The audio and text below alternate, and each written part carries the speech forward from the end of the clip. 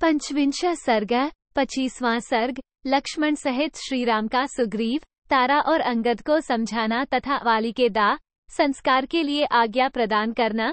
फिर तारा आदि सहित सब वानरों का वाली के शव को शमशान भूमि में ले जाकर अंगद के द्वारा उसका दाह संस्कार कराना और उसे जलांजलि देना। लक्ष्मण सहित श्रीरामचंद्र जी सुग्रीव आदि के शोक से उनके समान ही दुखी थे। उन्होंने सुग्रीव, अंगद और तारा को सांत्वना देते हुए इस प्रकार कहा। 1. शोक, संताप करने से मरे हुए जीव की कोई भलाई नहीं होती। अतः अब आगे जो कुछ कर्तव्य है उसको तुम्हें विधिपूर्वक संपन्न करना चाहिए। 2. तुम सब लोग बहुत आंसू बहा चुके, अब उसकी आवश्यकता नहीं है। लोकाचार का भी पालन होना चाहिए। समय बिताकर कोई भी विहित कर्म नहीं किया जा सकता, क्योंकि उचित समय पर न किया जाए तो उस कर्म का कोई फल नहीं होता। 3. जगत में नियति, काल ही सबका कारण है। वही समस्त कर्मों का साधन है और काल ही समस्त प्राणियों को विभिन्न कर्मों में नियुक्त करने का कारण है, क्योंकि वही सबका प्रवर्तक है। 4. कोई भी पुरुष न तो स्वतंत्रतापूर्वक किसी काम को कर सकता है और न किसी दूसरे को ही उसमें लगाने की शक्ति रखता है। सारा विश्व स्वभाव के अधीन है और स्वभाव का आधार काल है। 5. काल भी काल का, अपनी की हुई व्यवस्था का उल्लंघन नहीं कर सकता। वह काल कभी क्षीण नहीं होता। स्वभाव प्रारब्ध कर्म को पाकर कोई भी उसका उल्लंघन नहीं करता। 6. काल का किसी के साथ भाई चारे का, मित्रता का अथवा जाति बिरादरी का संबंध नहीं है। उसको वश में करने का कोई उपाय नहीं है तथा उस पर किसी का पराक्रम नहीं चल सकता। कारण स्वरूप भगवान काल जीव के भी वश में नहीं है। 7. अतः साधुदर्शी विवेकी पुरुष को सब कुछ काल का ही परिणाम समझना चाहिए। धर्म, अर्थ और काम भी कालक्रम से ही प्राप्त होते हैं। 8. मेरे द्वारा मारे जाने के कारण वानरराज वाली शरीर से मुक्त हो अपने शुद्ध स्वरूप को प्राप्त हुए हैं। नीतिशास्त्र के अनुकूल साम, दान और अर्थ के समुचित प्रयोग से मिलने वाले जो पवित्र कर्म है वे सभी उन्हें प्राप्त हो गए। 9. महात्मा वाली ने पहले अपने धर्म के संयोग से जिस पर विजय पाई थी, उसी स्वर्ग को इस समय युद्ध में प्राणों की रक्षा न करके उन्होंने अपने हाथ में कर लिया है। 10. यही सर्वश्रेष्ठ गति है जिसे वानरों के सरदार वाली ने प्राप्त किया है। अतः अब उनके लिए शोक करना व्यर्थ है। इस समय तुम्हारे सामने जो कर्तव्य उपस्थित है उसे पूरा करो। 11. श्रीरामचंद्र जी की बात समाप्त होने पर शत्रुवीरों का संहार करने वाले लक्ष्मण ने, जिनकी विवेक शक्ति नष्ट हो गई थी, उन सुग्रीव से नम्रतापूर्वक इस प्रकार कहा। सुग्रीव, अब तुम अंगद और तारा के साथ रहकर वाली के दाह संस्कार संबंधी प्रेत कार्य करो। 13. सेवकों को आज्ञा दो, वे वाली के दाह संस्कार के निमित्त प्रचुर मात्रा में सूखी लकड़ियां और दिव्य चंदन ले आवें। 14. अंगद का चित्त बहुत दुखी हो गया है, इन्हें धैर्य बंधाओ। तुम अपने मन में मूढ़ता न लाओ, किंकर्तव्य विमूढ़ न बनो, क्योंकि यह सारा नगर तुम्हारे ही अधीन है। 15. अंगद पुष्पमाला, नाना प्रकार के वस्त्र, घी, तेल, सुगंधित पदार्थ तथा अन्य सामान जिनकी अभी आवश्यकता है स्वयं ले आवे। 16. तार, तुम शीघ्र जाकर वेगपूर्वक एक पालकी ले आओ, क्योंकि इस समय अधिक फुर्ती दिखानी चाहिए। ऐसे अवसर पर वही लाभदायक होती है। 17. पालकी को उठाकर ले चलने के योग्य जो बलवान एवं समर्थ वानर हों, वे तैयार हो जाएं। वे ही वाली को यहाँ से शमशान भूमि में ले चलेंगे। 18. सुग्रीव से ऐसा कहकर शत्रुवीरों का संहार करने वाले सुमित्रानंदन लक्ष्मण अपने भाई के पास जाकर खड़े हो गए। 19. लक्ष्मण की बात सुनकर तार के मन में हड़बड़ी मच गई। वह शिबिका ले आने के लिए शीघ्रतापूर्वक किष्किंधा नामक गुफा में गया। 20. वहां से शिबिका ढोने के योग्य शूरवीर वानरों द्वारा कंधों पर उठाई हुई उस शिबिका को साथ लेकर तार फिर तुरंत ही लौट आया। 21. वह दिव्य पालकी रथ के समान बनी हुई थी। उसके बीच में राजा के बैठने योग्य उत्तम आसन था। उसमें शिल्पियों द्वारा कृत्रिम पक्षी और वृक्ष बनाए गए थे, जो उस पालकी को विचित्र शोभा से संपन्न बना रहे थे। 22. वह शिबिका चित्र के रूप में बने हुए पैदल सिपाहियों से भरी प्रतीत होती थी। उसकी निर्माण कला सब ओर से बड़ी सुंदर दिखाई देती थी। देखने में वह सिद्धों के विमान सी प्रतीत होती थी। उसमें कई खिड़कियां बनी थीं, जिनमें जालियां लगी हुई थीं। 23 कारीगरों ने उस पालकी को बहुत सुंदर बनाने का प्रयत्न किया था। उसका एक एक भाग बड़ा सुघड़ बनाया गया था। आकार में वह बहुत बड़ी थी। उसमें लकड़ियों के क्रीड़ा पर्वत बने हुए थे। वह मनोहर शिल्प कर्म से सुशोभित थी।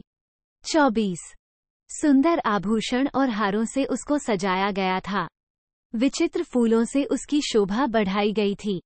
शिल्पियों द्वारा निर्मित गुफा और वन से वह संयुक्त थी तथा लाल चंदन द्वारा उसे विभूषित किया गया था। 25 नाना प्रकार के पुष्प समूहों द्वारा वह सब ओर से आच्छादित थी तथा प्रातः काल के सूर्य की भांति अरुण कांति वाली दीप्तिमती पद्ममालाओं से अलंकृत थी। 26 ऐसी पालकी का अवलोकन करके श्री रामचंद्र जी ने लक्ष्मण की ओर देखते हुए कहा, अब वाली को शीघ्र ही यहाँ से शमशान भूमि में ले जाया जाए और उनका प्रेत कार्य किया जाए।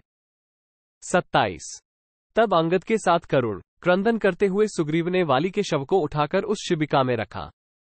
28 मृत वाली को शिबिका में चढ़ाकर उन्हें नाना प्रकार के अलंकारों, फूलों के गजरों और भांति भांति के वस्त्रों से विभूषित किया। 29 तदनंतर वानरों के स्वामी राजा सुग्रीव ने आज्ञा दी कि मेरे बड़े भाई का और्ध्वदेहिक संस्कार शास्त्रानुकूल विधि से संपन्न किया जाए। 30 आगे आगे बहुत से वानर नाना प्रकार के बहुसंख्यक रत्न लुटाते हुए चले। उनके पीछे शिबिका चले। 31 इस भूतलप राजा के और्ध्वदेहिक संस्कार उनकी बढ़ी हुई समृद्धि के अनुसार जैसे धूमधाम से होते देखे जाते हैं, उसी प्रकार अधिक धन लगाकर सब वानर अपने स्वामी महाराज वाली का अंत्येष्टि संस्कार करें। 32 तब तार आदि वानरों ने वाली के और्ध्वदेहिक संस्कार का शीघ्र वैसा ही आयोजन किया। जिनके बांधव वाली मारे गए थे, वे सब के सब वानर अंगद को हृदय से लगाकर शीघ्रतापूर्वक वहां से रोते हुए शव के साथ चले। 33 1/2 उनके पीछे वाली के अधीन रहने वाली सभी वानर पत्नियां समीप आकर हाँ वीर कहती हुई अपने प्रियतम को पुकार कर बारंबार रोने चिल्लाने लगी। 34 1/2 जिनके जीवन धन का वध किया गया था, वे तारा आदि सब वानरियां करुण स्वर से विलाप करती हुई अपने स्वामी के पीछे चलने लगी। 35 1/2 वन के भीतर रोती हुई उन वानर वधुओं के रोदन शब्द से गूंजते हुए वन और पर्वत भी सब ओर रोते हुए से प्रतीत होते थे। 36 1/2 पहाड़ी नदी तुंगभद्रा के एकांत तट पर जो जल से घिरा था, पहुंचकर बहुत से वंचारी वानरों ने एक चिता तैयार की। 37 1/2 ये नदी सह्य पर्वत से निकलकर किष्किंधा की पर्वत माला के बीच से बहती हुई कृष्णा नदी में जा मिली है। तदनंतर पालकी ढोने वाले श्रेष्ठ वानरों ने उसे अपने कंध से उतारा और वे सब शोकमग्न हो एकांत स्थान में जा बैठे। 38 1/2 तत्पश्चात तारा ने शिबिका में सुलाए हुए अपने पति के शव को देखकर उनके मस्तक को अपनी गोद में ले लिया और अत्यंत दुखी होकर वो विलाप करने लगी।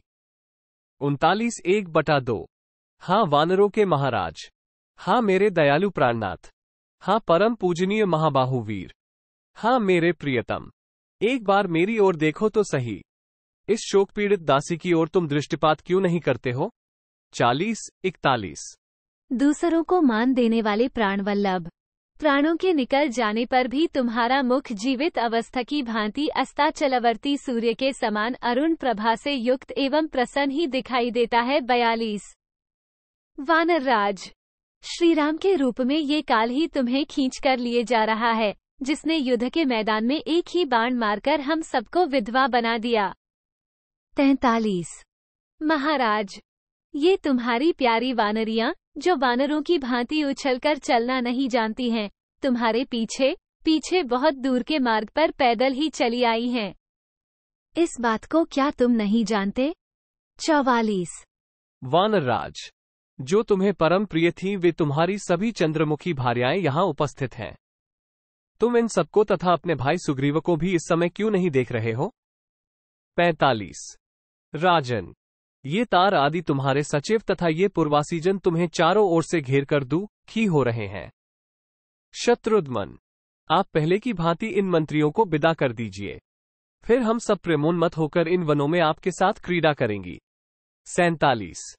पति के शोक में डूबी हुई तारा को इस प्रकार विलाप करती देख उस समय शोक से दुर्बल हुई अन्य वानरियों ने उसे उठाया। 48। इसके बाद संताप पीड़ित इंद्रियों वाले अंगद ने रोते रोते सुग्रीव की सहायता से पिता को चिता पर रखा।